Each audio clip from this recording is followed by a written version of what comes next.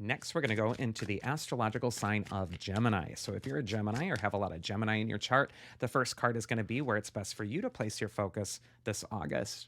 And we see the Three of Wands, which reminds us that the future is wide open and waiting. A lot of people mistake the tarot for this predictive tool that's going to tell you exactly how everything's going to go. But tarot just kind of nudges the direction to us.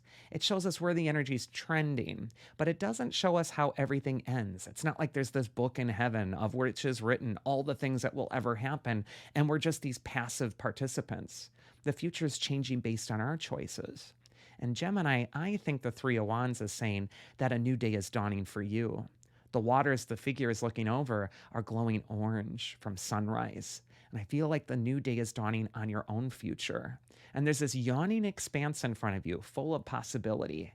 And the Three of Wands challenges you to meet the moment, to leave your own small little pond and maybe swim into the wider ocean.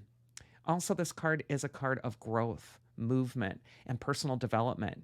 And sometimes this can even indicate travel or some excitement around a trip. But I just feel for Three of Wands, this is going to be a time when you want to be open and optimistic with your opportunities. And you also want to know that you're at an inflection point where there is a change happening. The sun is setting on the old, but it's now rising on the new. The next card is going to be advice from your inner wisdom if you're a Gemini. And we got the Death card reversed. And how fitting next to that Three of Wands card.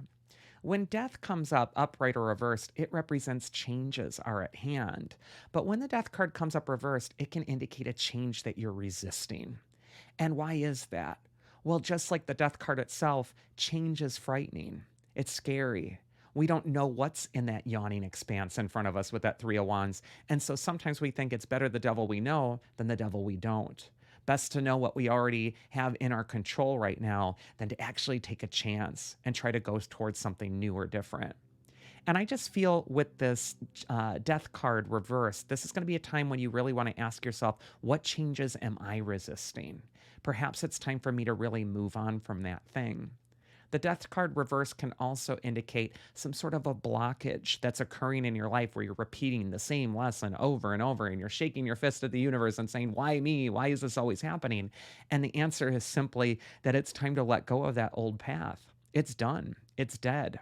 The death card reverse tells you not to resuscitate what's dead in your life. Don't go back to that old life phase that wasn't productive for you. You've already learned what's there.